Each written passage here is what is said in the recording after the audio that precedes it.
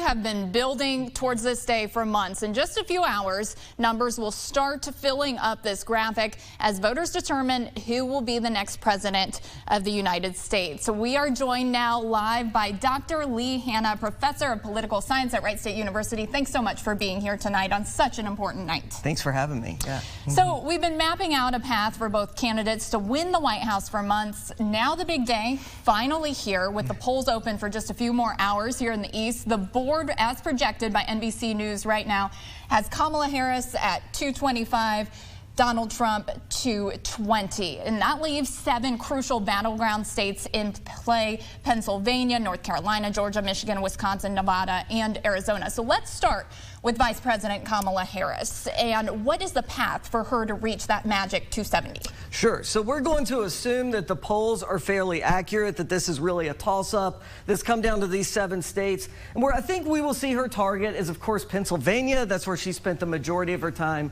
tonight and the last couple of days. Michigan and Wisconsin. This is often called the blue wall. And one reason why they want to do this is these are states that the Democrats have won in every election going back to '92, with the exception of 2016. So if you just think of like the closest way to get there, that puts her at 270 and it takes her over. And they just believe demographically, historically, these states lay a little better for them than some of the Sun Belt states.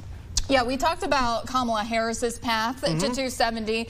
Now, what about the path for former President Donald Trump? We just talked about Pennsylvania. That's a key state for both of these candidates. Yes. So what's that look like for him? Yeah, absolutely. So the one challenge for Trump is he can sweep what I call the Sun Belt here with Nevada, Arizona, Georgia, and North Carolina.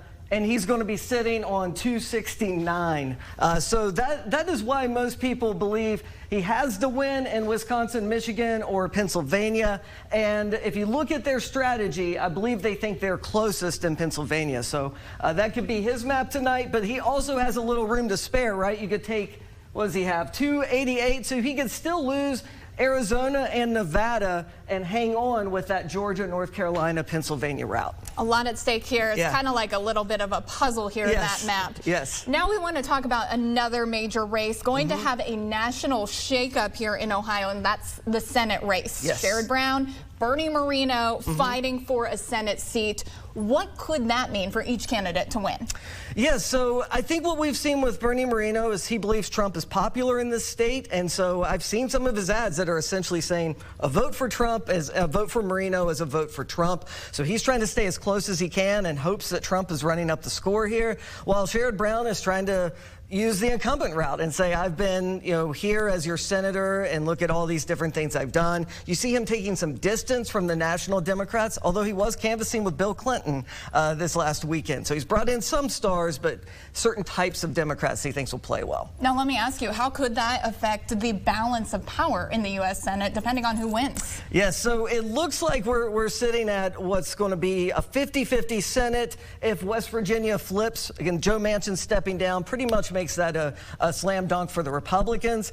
So there are 2 races that Democrats are most vulnerable. I'd say Montana, they're most vulnerable with John Tester, and then Ohio with Sherrod Brown. But it flips the chamber. If the Republicans flip 2 seats tonight and win the White House, then they get the chamber. They need to flip 3 if they lose the White House. All right, all eyes going to be on that Senate seat tonight. Yes. Dr. Leigh Hanna, professor of political science at Wright State University. Our own Steve Kornacki tonight. Yes, Thank you so much for joining us. We will check in with you again next at 2 News at 5. Great.